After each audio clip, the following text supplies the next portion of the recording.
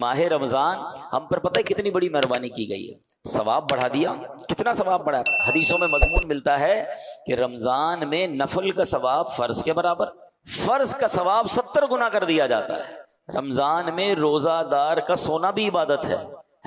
रमजान में रोजादार के मुंह से इफ्तार से पहले जो बू आती है वो अल्लाह के नजदीक मुश्क की खुशबू से ज्यादा बेहतर है।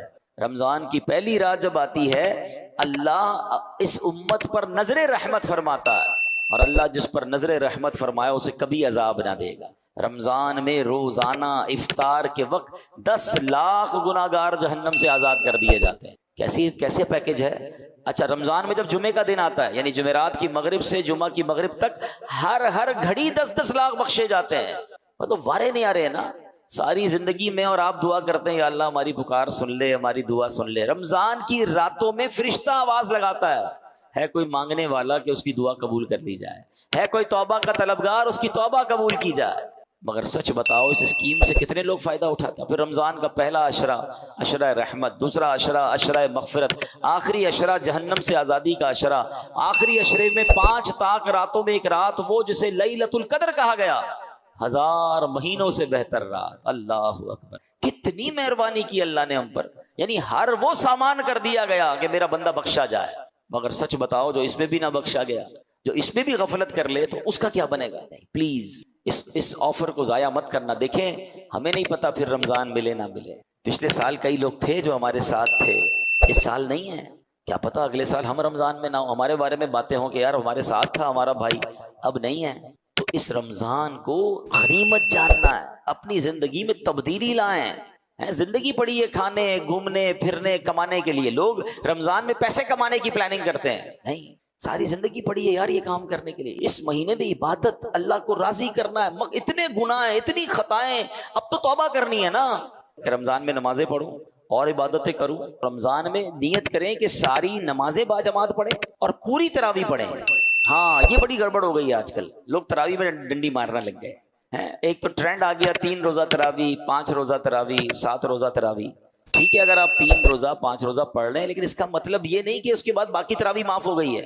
तरावी चांद रात तक, ईद की चांद नजर आने से पहले पढ़नी है। जिस दिन चांद नजर आ गया उस दिन नहीं पढ़नी, बाकी पढ़नी है। और 20 रकत पूरी पढ़नी है कि ये सुन्नत मुअक्कदा है। अच्छा, इसके अलावा समझिए ना, हदीस पाक में आता है जिसका मजमून है कि जो रमजान में एक सजदा करे उसको एक सजदे के बदले 1500 नेकियां मिलेंगी। हर सजदे पर जन्नत में सुर्ख याकूत का महल अता फरमाया जाएगा। और फरमाया एक दरख्त ऐसा उसे जन्नत में दिया जाएगा, उसका साया इतना बड़ा होगा, उसकी डायमेंशन इतनी बड़ी होगी कि घुड़सवार यानी हॉर्स राइडर 500 साल तक दौड़ता रहे, उसका साया खत्म नहीं होगा, या इतना साया होगा। अब मुझे बताओ, ये हर सजदे पर इनाम है। मुबारक होने जो पूरी तरावी पढ़ते हैं। 20 तरावी पढ़ें तो कितने सजदे हो गए? 40 सजदे हो गए। 40 सजदे पर 1500 नेकियां मिले तो 60,000 नेकियां। 40 जन्नत के घर, 40 जन्नत के दरख्त मिलते हैं उसको जो पूरी तरावी पढ़ता है। अब कुछ लोगों ने 8 पढ़ के चले जाना है, तो खुद सोचे कितना बड़ा लॉस कर रहे हो अपना। जो पढ़ते ही नहीं वो खुद सोचे मैं कितना, बल्कि मैं तो कहता हूँ सिर्फ तरावी क्यों, तहज्जुद पढ़ना रमजान में आसान हो जाता है। बंदा जो है वो सहरी में तो उठता ही है, तो 2 रकत तहज्जुद पढ़ ले, 4 रकत पढ़ ले, 12 रकत तक पढ़ी जा सकती है। अल्लाह बस तौफीक दे, जहन मिल जाए। और सहरी के वक्त दुआ करना ये खास दुआ की कबूलियत का वक्त है। अल्लाह करीम कुरान मजीद में क्या इरशाद फरमाता है, वबिल अस्हारी हुम यस्तगफिरून, और रात के आखिरी पहरों में बख्शिश मांगते हैं। ये नेक लोगों का वस्फ कुरान में बयान किया। सहरी में उठे, एक तस्बीह इस्तगफार की भी पढ़ लें, अस्तगफिरुल्लाह अस्तगफिरुल्लाह अस्तगफिर, दुआ करें और फिर सहरी कर लें। 10 मिनट पहले उठ जाए ना। यानी एक एक सजदे पर अगर मुझे एक जन्नत का घर मिल रहा है, जन्नत का दरख्त मिल रहा है, 1500 नेकियां मिल रही, तो क्यों सुस्ती करनी है?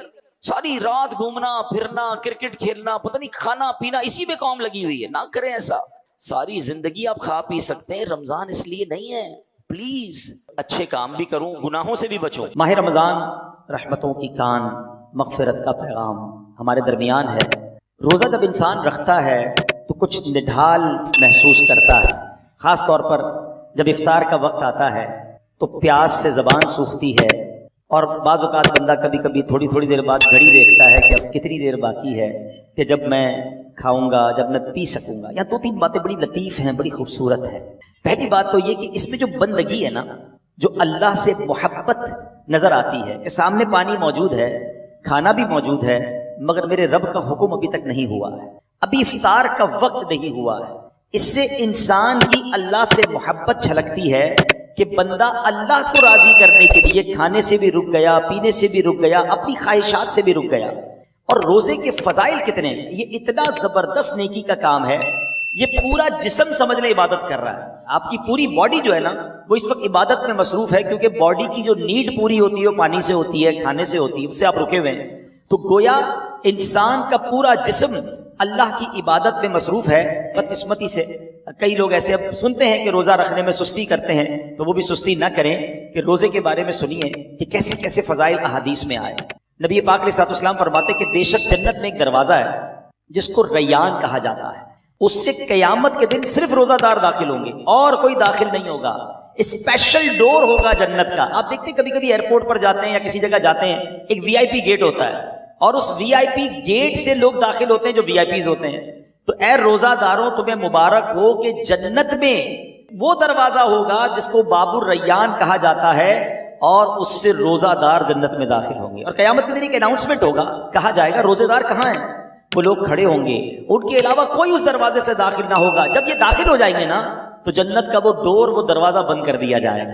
اس دن ان لوگوں کو کتنی افسوس ہوگا، کتنی حسرت ہوگی جو رمضان کے روزے نہیں رکھتے ہوں گے۔ بلکہ ہمیں تو یہ چاہیے کہ صرف رمضان کے روزے نہیں، ہم اس کے بعد بھی نفلی روزوں کی بھی کوشش کیا کریں۔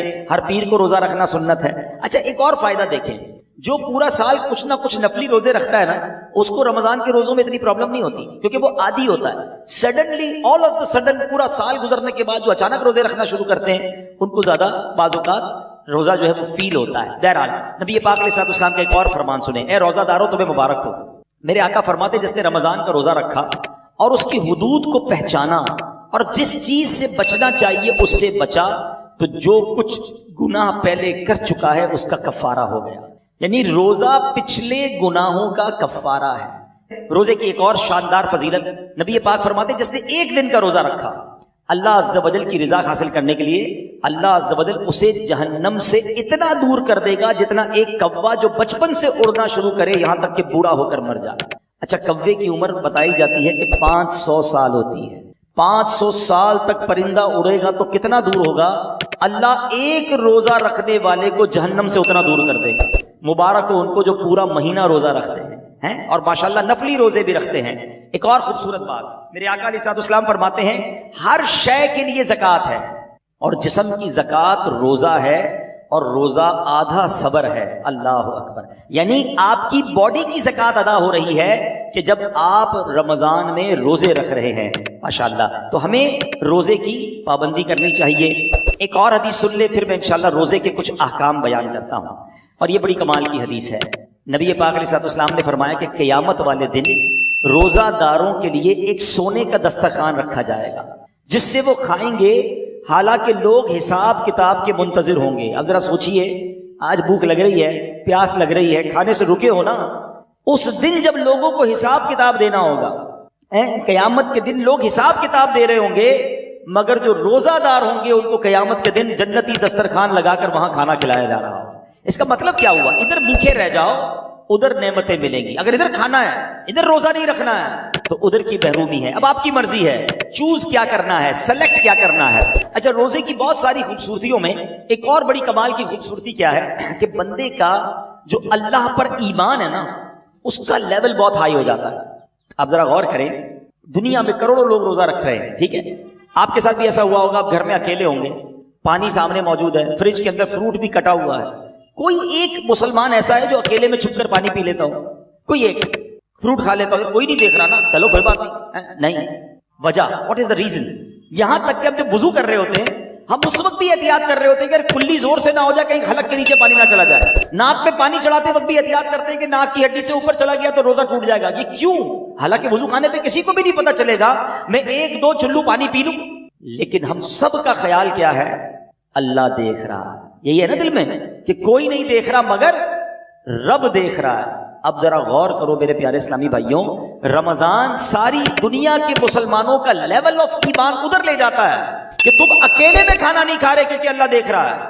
تو اب سوال یہ ہے کہ جب اللہ رمضان میں دیکھ رہا ہے تو کیا رمضان کے بعد نہیں دیکھ رہا؟ حلال کھانے سے رک گئے کیونکہ افطار کا وقت نہیں ہوا، مگر بندہ پھر حرام دیکھنے سے کیوں نہیں رکتا کہ اللہ دیکھ رہا ہے؟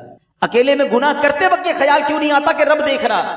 ایکچولی رمضان ہماری پوری پریکٹس کروا رہا ہے کہ دیکھو جب پورے رمضان تم یہ خیال دل میں بٹھائے رکھتے ہو کہ اکیلے میں کھانا نہیں ہے، پینا نہیں ہے، رب دیکھ رہا ہے، تو پھر رمضان میں بھی اور رمضان کے بعد بھی حرام کماتے وقت بھی سوچو نا اللہ دیکھ رہا ہے، حرام بولتے وقت بھی سوچو اللہ دیکھ رہا ہے، حرام سنتے وقت بھی سوچو اللہ دیکھ رہا ہے. تو انشاءاللہ اگر یہ پریکٹس بن گئی کہ اللہ دیکھ رہا ہے تو پھر گناہ کرنے کی عادت چھپ سکتی ہے.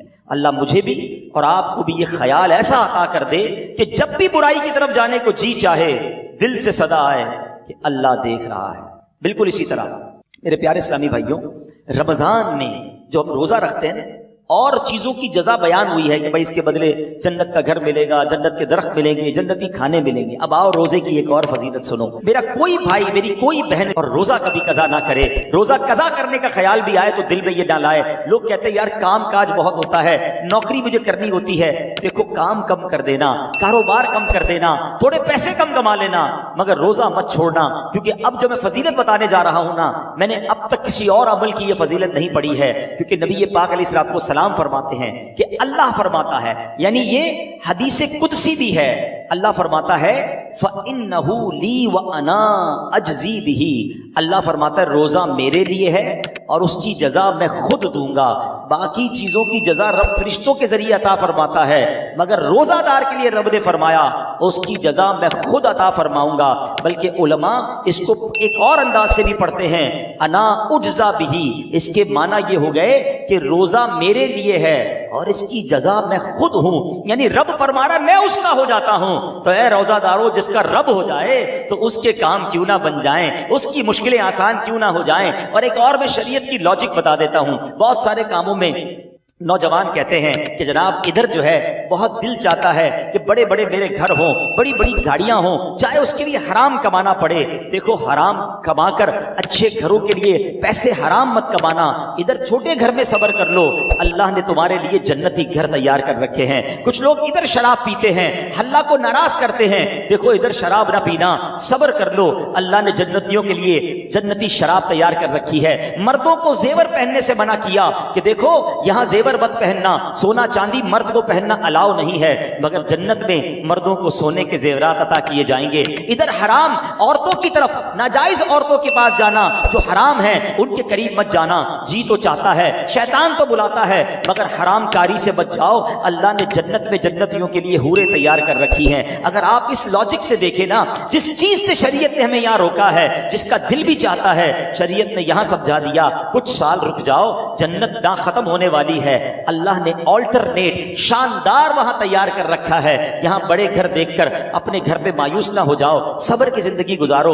اللہ نے بڑے بڑے محل جنتیوں کے لیے تیار کیے ہیں. تمہارے پاس اگر یہاں گاڑی نہیں ہے، مایوس نہ ہونا، حرام کی طرف مت جانا. جنتیوں کے لیے اللہ نے جنتی سواریاں تیار کی ہیں. یہاں اگر مہنگے اور اچھے کھانے نہیں کھا سکتے، پیسے تھوڑے ہیں، حرام کی طرف مت جانا، صبر کر لینا. اللہ نے جنتیوں کے لیے جنتی دسترخوان لگائے ہوئے ہیں، جنتی مشروب موجود ہیں. ارے انسان جو تمنا کرے گا اللہ اس قسم کا کھانا اس کے سامنے عطا فرما دے گا. تو جب وہ نعمتیں موجود ہیں تو کچھ صبر کے ساتھ، کچھ قناعت کے ساتھ، اللہ کی رضا کے ساتھ اور حلال روزی کے ساتھ زندگی گزار لیں. انشاءاللہ دنیا بھی بہتر ہوگی اور آخرت بھی بہتر ہو جائے گی. اب میں چاہوں گا کہ بیان میں کچھ روزے کے اہم مسائل بھی ہم سن لیں. بعض اوقات کچھ روزہ داروں کو کنفیوژن ہوتی ہے. سب سے پہلے تو یہ سمجھ لیں کہ افطار اور سحری کا ٹائم جو بھی آخری ٹائم ہے، جو کراچی میں ہے یا باہر مجھے سن رہے ہیں، ہمیشہ یاد رکھیں اذان کا انتظار نہیں کرنا. اذان نماز کے لیے ہوتی ہے، سحری بند کرنے کے لیے نہیں ہوتی ہے. ٹھیک ہے نا؟ ہو سکتا ہے مؤذن صاحب 5 منٹ لیٹ ہو جائیں، کبھی ان کی جناب اچھا کچھ لوگ کہتے ہیں اذان ہوگی تو روزہ بند کریں گے، اور اگر آپ کے علاقے میں لائٹ ہی چلی گئی اور مائک ہی بند ہو گیا مسجد کا، پھر کیا کریں گے؟ روزہ بند نہیں کریں گے. تو اذان جو ہے وہ روزہ بند کرنے کے لیے، افطار کے لیے نہیں ہوتی، وہ نماز کے لیے ہوتی ہے. روزے کا تعلق ٹائمنگ سے ہے. وقت سحر یعنی فجر کا وقت شروع ہوا، جیسے ہی شروع ہوا اب آپ کھا پی نہیں سکتے. 1 سیکنڈ بھی آپ نے زیادہ کھا لیا تو اب پورا دن آپ بے شک بھوکے رہیں، روزہ نہیں ہوگا، آپ کا روزہ شروع ہی نہیں ہوا. تو بیسٹ طریقہ کیا ہے؟ اپنی گھڑی کا ٹائم سیٹ رکھیں. اب تو موبائل فون آ گئے ہیں، جو انٹرنیٹ والے موبائل ہوتے ہیں اس میں بھی موبائل ٹائم بڑا پرفیکٹ پتہ چل رہا ہوتا ہے. 5 منٹ پہلے کوئی لازم تھوڑی ہے کہ آخری منٹ تک کھانا پینا ہے. 5 منٹ پہلے آپ کھانا پینا بند کر دیں. ٹوتھ پیسٹ وغیرہ کرنا ہے تو بھی کر لیں اور اپنے تمام معاملات سے فارغ ہو جائیں. درود پاک پڑھیں تاکہ آپ فرض روزہ ہے نا اگلے 15 گھنٹے بھوکا رہنے کے لیے تیار ہیں تو 5 منٹ زیادہ بھوکا رہ جائے نا بھائی. 5 منٹ 10 منٹ پہلے فارغ ہو جائیں سحری سے. بالکل اسی طرح افطار میں بھی آپ نے کرنا یہ ہے کہ